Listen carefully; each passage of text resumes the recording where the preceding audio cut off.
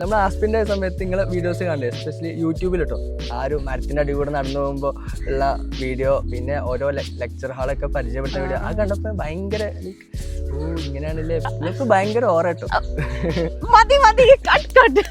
ആദ്യം ഞാൻ റിപ്പീറ്റ് സമയത്ത് ആക്ച്വലി ഞാൻ എൻ്റെ എല്ലാ എഫേർട്ടും മാക്സിമം ഇട്ടുണ്ട്. പക്ഷേ ആ സമയത്ത് ഞാൻ ചെയ്ത പാത്ത് തെറ്റായിരുന്നു. അതായത് ഒന്നുകൂടി ഒന്നിരുന്നു ഉമ്മാനുപ്പാനും ഞാൻ തന്നെ അങ്ങോട്ട് സമാധാനിപ്പിച്ച്, അവർക്ക് വീണ്ടും വീണ്ടും റിപ്പീറ്റ് ചെയ്യാൻ വലിയ ഇൻട്രസ്റ്റ് ഉണ്ടായിരുന്നില്ല. പക്ഷേ നമ്മൾ 2 മണി 3 മണിയൊക്കെ ഇരിക്കും, നമ്മുടെ മൈൻഡ് സെറ്റ് അങ്ങനെയാണ്. പക്ഷേ ആ സമയത്ത് ഇപ്പോൾ 10-11 മണി സമയത്ത് പഠിച്ച് നിർത്തിയിട്ട് പിന്നെ റൂം കളിച്ചു കൊടുക്കാൻ എങ്ങനെയൊക്കെ നമുക്ക് കാണാം. Hello, hi NEET aspirants. നിങ്ങളെല്ലാവരും നീറ്റിന് വേണ്ടി പഠിച്ചുകൊണ്ടിരിക്കുകയായിരിക്കും. ആകെ ഇനി 2 മാസം കൂടെ ബാക്കിയുള്ളൂ. ഈ 2 മാസത്തിൽ റിവിഷൻ ചെയ്യണം, ക്വസ്റ്റ്യൻസ് ചെയ്യണം, ഇനിയും എന്തൊക്കെ പഠിക്കണം എന്നൊക്കെ നിങ്ങൾ ഡൗട്ട് അടിച്ചിരിക്കുന്നുണ്ടാവില്ലേ. പക്ഷേ ഇന്ന് എൻ്റെ കൂടെ ഉള്ളത് കഴിഞ്ഞ നീറ്റിൻ്റെ ടോപ്പറാണ് കേട്ടോ. അപ്പോൾ ആ ടോപ്പർ നിങ്ങൾക്ക് ഇനി എന്ത് ചെയ്യണം, ഇനി ലാസ്റ്റ് 2 മന്ത്സിൽ എന്തൊക്കെ ചെയ്യണം, അവനെങ്ങനെയാണ് പഠിച്ചതെന്നൊക്കെ നിങ്ങളായിട്ട് ഷെയർ ചെയ്യുന്നതായിരിക്കും. അപ്പോൾ നമുക്ക് ഈ വീഡിയോയിലേക്ക് നമ്മളെ ടോപ്പറെ ഇൻട്രൊഡ്യൂസ് ചെയ്യാം. ഹായ് സെലീൽ. സെലീൽ എൻ്റെ ജൂനിയർ ആട്ടോ. നീ 2025 കേരള റാങ്ക് 64 ആയിരുന്നു. അപ്പോൾ സെലീലിനോട് നമുക്ക് CMCയുടെ വിശേഷങ്ങളും സെലീൽ എങ്ങനെയാണ് പണ്ട് പഠിച്ചിരുന്നുള്ള കാര്യങ്ങളൊക്കെ ചോദിക്കാം. സെലീൽ, എന്താണ് CMCയിൽ എത്തിയപ്പോൾ സെലീൽക്ക് ശരിക്കും തോന്നിയെന്ന് വെച്ചാൽ ലൈക്ക് നമ്മളെ കുറേ കാലത്തെ ആഗ്രഹം കോഴിക്കോട് മെഡിക്കൽ കോളേജ് പഠിക്കണം എന്നുള്ള സാധനം. നമ്മൾ എന്താ പറയുക, ആക്ച്വലി ഇവിടെ എക്സാം എഴുതാൻ വേണ്ടി ഇവിടെ വരുന്നുണ്ട്. അപ്പോൾ കോളേജിൻ്റെ ശരിക്കും നമ്മൾ ക്ലാസ് എടുക്കുന്ന ഏരിയ ആയിരിക്കില്ല, പക്ഷേ കോളേജിന് ചെറിയ ഭാഗം കാണുമ്പോൾ പോലും നമുക്ക് ഭയങ്കര കാര്യമാക്കാരം. Medical college. അപ്പോൾ അതിലൂടെ ആര് നടന്നു പോയാലും സ്റ്റുഡൻസിനെ ആര് കണ്ടാലും നമ്മൾ നോക്കും ഭയങ്കര കൗതുകത്തോടെ. ചിലപ്പോൾ ഇവിടെ പഠിക്കുന്ന ആൾക്കാരായിരിക്കില്ല, പക്ഷേ അതിലൂടെ സ്റ്റുഡൻസ് പോയാൽ പോലും നമ്മൾ എനിക്ക് ഇനി അവിടെ എത്താൻ പറ്റുമോ എന്നുള്ള ഫീലൊക്കെ വരും. അപ്പോൾ ഭയങ്കര ഒരു മോട്ടിവേഷൻ ഒക്കെ ഉണ്ടായി ഇവിടെ ഈ കോളേജ് കാണുമ്പോൾ ഇവിടെ പഠിക്കണം എന്നുള്ളത്. ആൻഡ് ഫൈനൽ ഇവിടെ എത്തി, ഭയങ്കര സന്തോഷമുണ്ട്. പിന്നെ എന്താ പറയുക, ഫസ്റ്റത്തെ കുറച്ച് സമയം എന്ന് പറഞ്ഞത് ലൈക്ക് നമ്മൾ കോളേജ് കയറിയ സമയം ഉണ്ടല്ലോ, ഞാൻ ഭയങ്കര എന്താ പറയുക ക്യൂരിയോസിറ്റിയോടെ നിൽക്കുന്നത്. കാരണം നമ്മളൊപ്പം പഠിച്ചവരൊക്കെ നമ്മൾ റിപ്പീറ്റ് സമയത്ത് ഓലെ കോളേജ് കയറി ഓലെ സ്റ്റാറ്റസ് സ്റ്റോറിയൊക്കെ കണ്ട് ഓലെ ആഘോഷിക്കുന്നതൊക്കെ.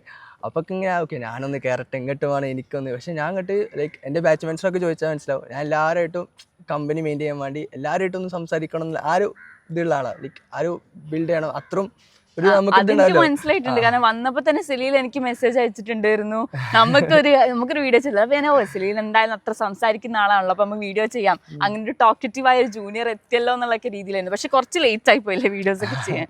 ഒരു പണ്ട് മുതലേ ഈ ഡോക്ടർ ആവണം എന്നുള്ളൊരു ആഗ്രഹം ഉണ്ടായിരുന്നു. പണ്ട് മുതലേ ആക്ച്വലി ശരിക്കും പറയുകയാണെങ്കിൽ എന്താ പറയാ, +2 കഴിഞ്ഞപ്പോൾ മാർക്കുള്ള കുട്ടികളൊക്കെ എന്തിനിറങ്ങുന്നു എന്നാൽ ഞാനും അങ്ങനെ ഇറങ്ങിയതാണ്. പക്ഷെ പിന്നീട് ആ ഒരു ഫസ്റ്റത്തെ കൊല്ലം റിപ്പീറ്റ് ചെയ്യുന്ന സമയത്താണ് എനിക്ക് ലൈക്ക് ഡോക്ടർ ആവണോ. കാരണം അവിടുത്തെ ഇൻസ്റ്റിറ്റ്യൂഷനിൽ നമുക്ക് അതിൻ്റെ കുറേ വീഡിയോസ് വരുമല്ലോ മോട്ടിവേറ്റ് ചെയ്യുന്നത്. അതൊക്കെ കണ്ടപ്പോഴാണ് പിന്നെ എനിക്ക് കുറച്ച് പാസ്റ്റിൽ കുറച്ച് ഇൻസിഡൻസ് ഒക്കെ ഉണ്ടായിട്ടുണ്ട്.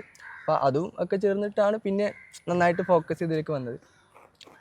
അങ്ങനെ അപ്പൊ ചില ആൾക്കാർക്ക് ഉണ്ടാവും ചെറുപ്പം മുതലേ MBBS തന്നെ എടുക്കണം, വേറെ ഒന്നിനും പോകുന്നില്ല. അപ്പം സെലീൽ അങ്ങനത്തെ ഒരു കുട്ടിയായിരുന്നോ? അല്ലോ, അങ്ങനെയൊന്നും ആയിരുന്നില്ല. ഞാൻ ലൈക്ക് 10ാം ക്ലാസ് കഴിഞ്ഞിട്ട് സയൻസ് എടുത്ത എല്ലാ മേഖലയിലേക്കും പോകാമല്ലോ. അപ്പോൾ അവിടുന്ന് ഒരു രക്ഷപ്പെടലേ ലൈക്ക് ഇപ്പം സയൻസ് പഠിക്കാം, അപ്പം നമുക്ക് പിന്നീട് ആലോചിക്കാമല്ലോ, ചൂസ് ചെയ്യാമല്ലോ. അങ്ങനെ പോയി. പിന്നെ +2 കഴിഞ്ഞപ്പോൾ ആണ് +2 മാർക്കറ്റ് കുട്ടികളൊക്കെ ബോർഡിൽ മാർക്കറ്റ് കുട്ടികളൊക്കെ റിപ്പീറ്റ് ചെയ്യാൻ പോകുന്നത്. അപ്പോൾ അങ്ങനെ ഇറങ്ങി. അങ്ങനെയാണ് അതിലേക്ക് ആക്ച്വലി എത്തിയത്. പിന്നീട് ഫസ്റ്റ് തൊല്ല റിപ്പീറ്റ് ചെയ്യുമ്പം അവിടെ പഠിച്ചുകൊണ്ടിരിക്കുന്ന സമയത്താണ് നമുക്ക് ഇതിൻ്റെ കുറച്ചുകൂടി ആഴത്തിൽ ലൈക്ക് ഇത് നന്നായിട്ട് ചെയ്യേണ്ട ആ ഒരു ആഗ്രഹമൊക്കെ വന്നതും അങ്ങനെയാണ്. പിന്നെ നന്നായിട്ട് ഇതിലിരുന്ന് അങ്ങനെ ചെയ്തിട്ടുണ്ടായി. പിന്നെ നീറ്റ് പ്രിപ്പറേഷൻ എന്ന് പറഞ്ഞാൽ റിപ്പീറ്റർ ആയിരുന്നില്ലേ? ഞാൻ റിപ്പീറ്റർ അല്ല, സൂപ്പർ റിപ്പീറ്റർ ആണ്. ഓക്കെ, അപ്പം 3 വർഷം എഴുതിയതിൻ്റെ ആ ഒരു എക്സ്പീരിയൻസ് എന്തായാലും ഉണ്ടാവുമല്ലോ. ഇപ്പോൾ ഫസ്റ്റ് ടൈം കിട്ടാതിരുന്ന സമയത്ത് ശരിക്കും എന്താണ് തോന്നിയത്? സംഭവം ഞാൻ പറഞ്ഞുതരാം. ലൈക്ക് പഠിച്ചത് സൂപ്പർ റിപ്പീറ്റ് ആകുമ്പോഴാണെന്നാണോ പറയാൻ പോകുന്നത്? ഓക്കെ, അതെല്ലാവരും അങ്ങനെ. ഇപ്പം ഞാൻ എന്നോട് ചോദിക്കണം, ഞാൻ പറയാം ഞാൻ റിപ്പീറ്റർ ആയ സമയത്താണ് ഞാൻ പഠിക്കാൻ തുടങ്ങിയത്, അതുകൊണ്ടാണ് എനിക്ക് നീറ്റ് കിട്ടിയത് എന്നുള്ളതാണ്. പക്ഷെ അപ്പം റിപ്പീറ്റിൻ്റെ സമയത്ത് ഇപ്പോൾ കുറേ കുട്ടികളുണ്ട് അങ്ങനെ റിപ്പീറ്റ് ചെയ്യുന്നുണ്ട്, അത് കിട്ടിയില്ല, നെക്സ്റ്റ് റിപ്പീറ്റിന് പോകണോ വേണ്ടെന്നൊക്കെ. അപ്പം സെലീലിനോട് ഒരാൾ ചോദിക്കുകയാണെന്ന് വിചാരിച്ചോ, അപ്പം എന്താ സെലീൽ ശരിക്കും ആ ഒരു ഉത്തരം പറയാ? ഞാൻ എൻ്റെ ഒരു ഇത് ആദ്യം പറയാം, ചെറുതായിട്ട് പറയാം. ആദ്യം ഞാൻ റിപ്പീറ്റ് സമയത്ത് ആക്ച്വലി ഞാൻ എൻ്റെ എല്ലാ എഫേർട്ടും മാക്സിമം ഇട്ടുണ്ട്. പക്ഷേ ആ സമയത്ത് ഞാൻ ചെയ്ത പാത്ത് തെറ്റായിരുന്നു. അതായത് ലൈക്ക് ഞാൻ കുറേ ഇപ്പോഴും ഡിസ്ക്രിപ്റ്റ് എന്ന രീതിയിൽ +2 എന്താ പറയുക, ഞാൻ 2022 പാസ് ഔട്ടാണ്. അപ്പം കൊറോണൻ്റെ അത് കാരണം കണ്ടന്റ് ഒന്നുമില്ല, പക്ഷെ മാർക്കറ്റ് ചെയ്യുന്നുണ്ട്, ഫുള്ളിലൊന്നുമില്ല മാർക്കറ്റ് ചെയ്യുന്നുണ്ട്. അപ്പോൾ അങ്ങനെയാണല്ലോ ഞാൻ പറഞ്ഞത്, മാർക്കറ്റ് കുട്ടികളൊക്കെ റിപ്പീറ്റ് ചെയ്യാൻ ഇറങ്ങുന്നപ്പോൾ ഞാൻ ആയിരുന്നു. പക്ഷേ എന്താ വെച്ചാൽ അതുകൊണ്ട് തന്നെ ഫസ്റ്റത്തെ കൊല്ലം കുറേ NCERT ഞാൻ +2 ശേഷം കേട്ടോ അങ്ങനെ വായിച്ചിട്ടില്ല. പിന്നീട് NCERT വാങ്ങി, പിന്നെ അത് വായിച്ച് പഠിക്കുക. അന്ന് പിന്നെ ഇനോർഗാനിക് ഒക്കെ ഉണ്ടായില്ല കുറേ ചാപ്റ്റേഴ്സ്. അപ്പോൾ അങ്ങനെ ഫസ്റ്റ് അല്ല ഈ ഡിസ്ക്രിപ്റ്റീവ് എൻ്റെ മൈൻഡ് സെറ്റ് എന്താ വെച്ചാൽ ഇതിനെല്ലാം MCQ ചോദിക്കുക, പക്ഷേ ക്വസ്റ്റ്യൻ പ്രാക്ടീസ് ചെയ്യുന്ന ഇമ്പോർട്ടൻസ് ഭയങ്കരമാണല്ലോ. അപ്പോൾ ഫസ്റ്റത്തെ കൊല്ലം അങ്ങനെ ഇതായിപ്പോയി. പിന്നെ രണ്ടാമത്തെ കൊല്ലം സംഭവിച്ചാണെങ്കിൽ എനിക്ക് ലൈക്ക് രണ്ടാമത്തെ ഞാൻ ഓൺലൈനായിട്ട് റിപ്പീറ്റ് ചെയ്യാൻ തീരുമാനിച്ചു. കാരണം ഫിനാൻഷ്യൽ ഇത് കാരണം ഒന്നുകൂടി ക്യാഷ് എടുത്ത് പഠിക്കുക എന്നുള്ള സാധനം ഇല്ലാത്ത ഞാൻ പിന്നെ എനിക്ക് തന്നെ ഭയങ്കര വിശ്വാസം ഓൺലൈനായപ്പോൾ ഞാൻ നന്നായിട്ട് നിൽക്കും. എൻ്റെ ഉമ്മക്ക് ഇപ്പോൾ അതിലേറെ വിശ്വാസം ഇനി. പക്ഷേ ഓൺലൈനിൽ ഫസ്റ്റത്തെ മാസം നന്നായിട്ട് പഠിച്ചു. പിന്നെ കുറേ സീരീസും സിനിമയും കണ്ട് അങ്ങനെ പോയി. പിന്നെ ആക്ച്വലി മൂന്നാമത്തെ പക്ഷേ ഈ റിപ്പീറ്റ് സമയത്ത് എന്താ പറയുക, ഞാൻ അവിടെ നിർത്തണം. ലൈക്ക് ഇനി വല്ല വെറ്റിനറി കിട്ടാനുള്ള ഒരു ഓപ്ഷൻ ഉണ്ടായി. അപ്പോൾ അതിലേക്ക് ഞാൻ കാര്യമായിട്ട് അന്വേഷിച്ചിട്ടുണ്ടായി. അപ്പോൾ വെറ്റിനറി പഠിക്കുന്ന സ്റ്റുഡൻസ് ആയാലും ഡോക്ടേഴ്സിനൊക്കെ അന്വേഷിച്ചു. അപ്പോൾ നല്ല സ്കോപ്പ് കാര്യങ്ങളൊക്കെ ഉണ്ട്. അപ്പോൾ എന്നാൽ ആയിക്കോട്ടെ ഞാൻ വെറ്റിനറി എടുക്കാവുന്ന രീതിയിൽ ഫ്രണ്ട്സിനോടൊക്കെ ഞാൻ പറഞ്ഞിട്ടുണ്ടായി അതൊക്കെ എടുക്കുന്നുണ്ടാവുക. പക്ഷേ ലൈക്ക് ലാസ്റ്റ് എന്നോട് ചോദിച്ചു എനിക്കിത് ഇഷ്ടമാണോ, ലൈക്ക് സ്കോപ്പ് കാര്യങ്ങളൊക്കെ അവിടെ നിൽക്കട്ടെ, പക്ഷേ എനിക്ക് താല്പര്യമാണല്ലോ. അപ്പോൾ ആ ചോദ്യത്തിന് മുന്നിൽ ലൈക്ക് എനിക്ക് അത്ര ഇൻട്രസ്റ്റ് ഇല്ല എന്നുള്ളതാണ്. അപ്പോൾ ഞാൻ ഒന്നുകൂടി ഒന്നിരുന്നു ഉമ്മാനുപ്പാനും ഞാൻ തന്നെ അങ്ങോട്ട് സമാധാനിപ്പിച്ച്. അവർക്ക് വീണ്ടും റിപ്പീറ്റ് ചെയ്യാൻ വലിയ ഇൻട്രസ്റ്റ് ഉണ്ടായിരുന്നില്ല, പക്ഷെ എൻ്റെ ഇതായിരുന്നു. പിന്നെ ഒന്നും കൂടി ഇരുന്ന് അങ്ങനെ. ഈ സൂപ്പർ റിപ്പീറ്റ് ഒക്കെ ചെയ്യുന്ന സമയത്ത് ചില ദിവസം ഡൗൺഫാൾ ഉണ്ടാവും, ചില സമയത്തൊക്കെ നമുക്ക് മാർക്ക് കുറയും കൂടൊക്കെ ചെയ്യുമല്ലോ, കൺസിസ്റ്റന്റ് ആയിട്ട് പോകില്ല. അപ്പോൾ ഇങ്ങനെ മാർക്ക് കുറയുന്ന സമയത്ത് എന്താ ശരിക്കും ചെയ്തുകൊണ്ടിരുന്നത്? അതായത് സൂപ്പർ റിപ്പീറ്റ് സമയത്ത് ഫസ്റ്റ് ഓഫ് ഓൾ ഞാൻ സൂപ്പർ റിപ്പീറ്റ് ചെയ്യാനിരുന്നത് ഫുൾ മൈൻഡ് സെറ്റ്, അതായത് ഒരു റിപ്പീറ്റ് ചെയ്യുന്ന സ്റ്റുഡൻറ്റ് ഇതിൽ ആദ്യമായിട്ട് ഇരിക്കണം എങ്ങനെയാണോ ആ മൈൻഡ് സെറ്റ് ഞാൻ ഇരുന്നുണ്ടായി.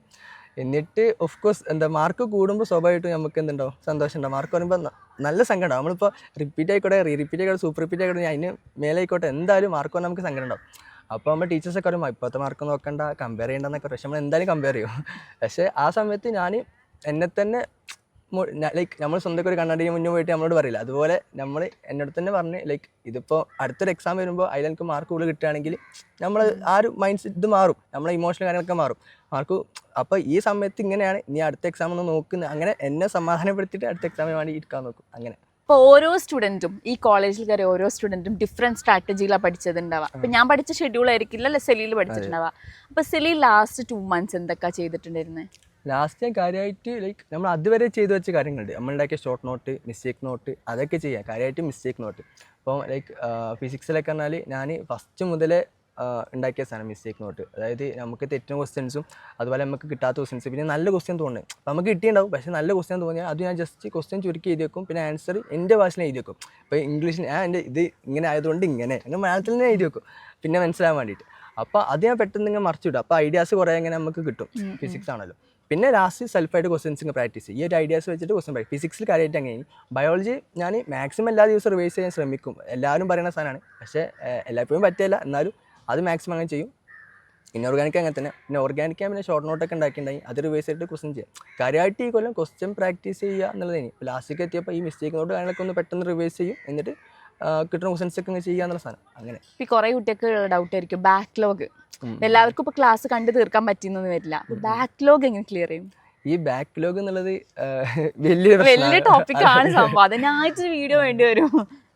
ബാക്ക്ലോഗ് അതായത് ലൈക്ക് എന്താ പറയുക, എല്ലാ ദിവസവും കുറച്ച് ഒരു നേരത്ത് അതുണ്ടല്ലോ. ഇപ്പം നമ്മൾ ഒരു ദിവസം ഓൾറെഡി ഒരു ഷെഡ്യൂൾ നമുക്ക് ഉണ്ടാവും, ഏത് ഇൻസ്റ്റിറ്റ്യൂഷൻ പഠിക്കാൻ നമുക്കൊരു ഷെഡ്യൂൾ ഉണ്ടാവും. അപ്പോൾ നമ്മൾ ഓക്കെ ഇന്ന് രാവിലെ മുതൽ ഉച്ച വരെ ബാക്ക്ലോഗിന് കൊടുക്കുക, എന്നിട്ട് അപ്പോൾ ഓടണം കൊടുക്കുക വിചാരിച്ചു. പക്ഷെ അങ്ങനെ സംഭവിച്ചെന്ന് വെച്ചാൽ ഇത് വീണ്ടും ബാക്ക്ലോഗ് ആവും. അപ്പോൾ ഞാൻ ഓരോ സമയത്ത് ഇപ്പോൾ രാവിലെ ഒരു 10 മിനിറ്റ്, ഉച്ചയ്ക്ക് 10 മിനിറ്റ്, വൈകുന്നേരം 10 മിനിറ്റ്, രാത്രി 10, അതായത് ആ ഒരു കൂട്ടത്തിൽ നിങ്ങൾക്ക് കേറ്റിങ് കൊടുക്കും. അപ്പോൾ അത് തീർന്ന് നമ്മളറിയില്ല. മറ്റെന്താ പറയുക, നമ്മൾ കുറേ എഫേർട്ട് 2 മണിക്കൂർ കൊടുത്തിട്ട് നമ്മളിത് ക്ലിയർ ചെയ്തുകൊണ്ട് നിൽക്കുമ്പോൾ നമ്മൾ മനസ്സിലെന്താ പറയുക, അയ്യോ ഞാൻ അത് പഠിക്കാണ്ട് ആ ചിന്തകരം. അപ്പോൾ ഇതിങ്ങനെ കൂട്ടത്തിൽ ചെയ്തു പോകുന്നതുകൊണ്ട് അങ്ങനെ അങ്ങ് തീരെ ചെയ്യാം. അല്ലാണ്ട് ഞാൻ ഒരു 2 വലിയൊരു സമയം കണ്ടിന്യൂസ് ആയിട്ട് അതിന് കൊടുക്കില്ല. അപ്പോൾ ഒന്നാമത് അത് പഠിക്കുമ്പോൾ നമ്മളെ മനസ്സിൽ ഇതാക്കാരോ ഇത് തീർക്കാണ്ട് എന്നുള്ള ചിന്ത വരും. അപ്പോൾ ഞാൻ കൂട്ടത്തിൽ ഇങ്ങനെ കുറച്ച് സമയം കൊടുത്താട്ട് കൂട്ടത്തിൽ ഇങ്ങനെ അങ്ങനെ തീർക്കാൻ വിചാരിച്ചു. അപ്പൊ അതിന് കൂടെ തന്നെ നോർമലി പോകുന്നതിന് പാരലൽ ആയിട്ട് തന്നെ ബാക്ക്ലോഗ്സും കൂടെ ക്ലിയർ ചെയ്ത് പോയില്ലേ? അപ്പൊ ഇപ്പോഴത്തെ കുറേ സ്റ്റുഡൻസിനുള്ളത് ഇപ്പൊ അവർക്ക് സാധാരണ യൂണിറ്റ് എക്സാംസ് ഒക്കെ കഴിഞ്ഞു, ഇനിയുള്ളത് കോമ്പിനേഷൻ എക്സാംസാ. അപ്പം ഒരു യൂണിറ്റ് എക്സാം 2-3 യൂണിറ്റ് എക്സാം കൂട്ടിയിട്ടാണ് ഒരു കോമ്പിനേഷൻ എക്സാം നടക്കുന്നത് കേട്ടോ. അപ്പോൾ 2 കോമ്പിനേഷൻ എക്സാമിന്റെ ഇടയിൽ 2-3 ദിവസമാണ് ഫ്രീ ആയിട്ടുള്ളത്. ഈ 2-3 ദിവസം എന്ത് ചെയ്യും എന്നുള്ളത് ഡൗട്ടില്ല. പഠിച്ചാൽ എല്ലാ ചാപ്റ്റേഴ്സും തീരൂല.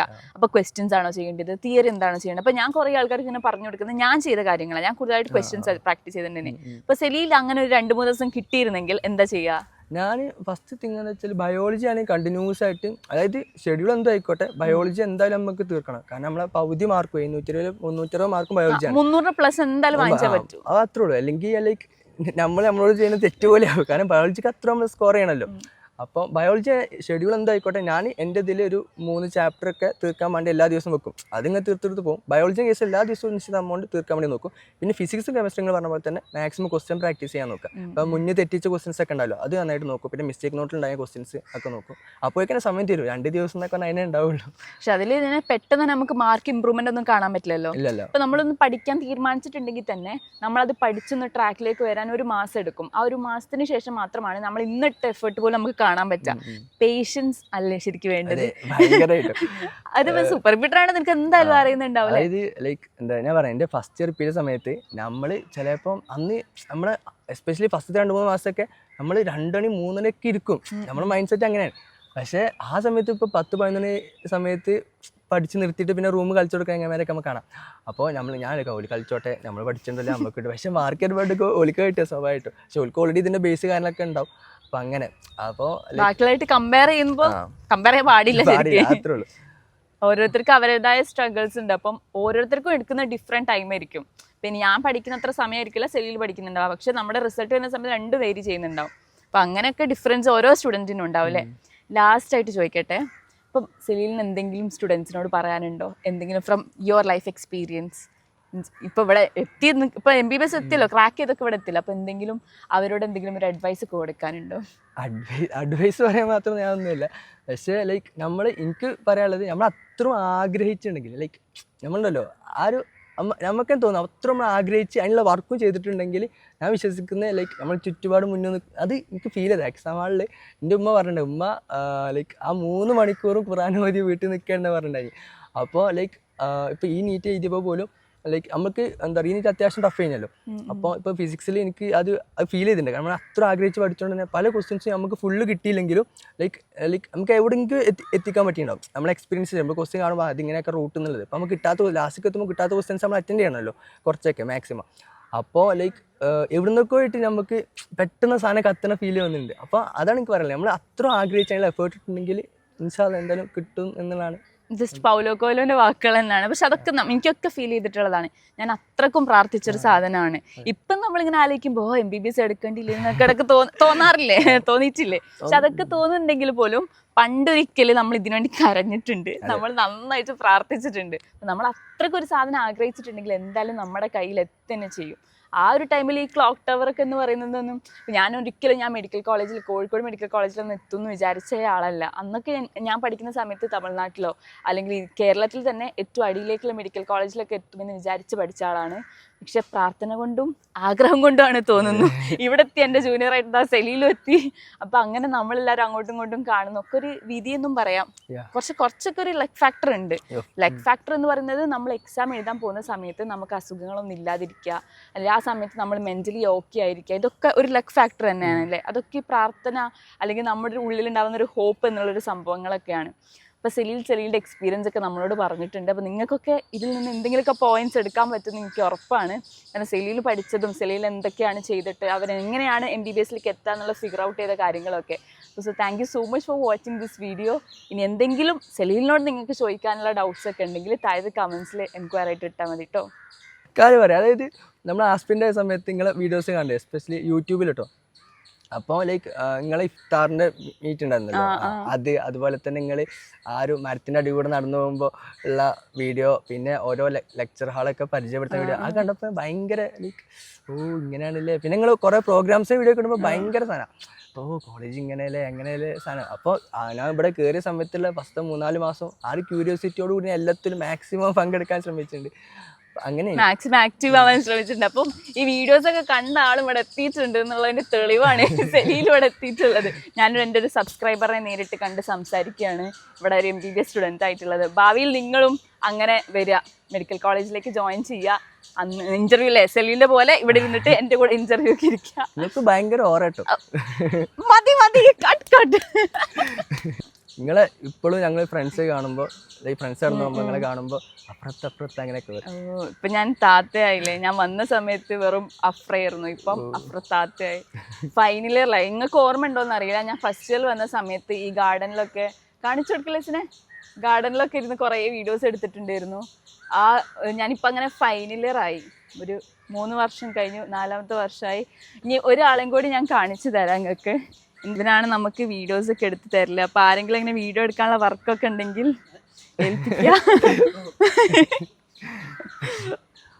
അപ്പം ബൈ.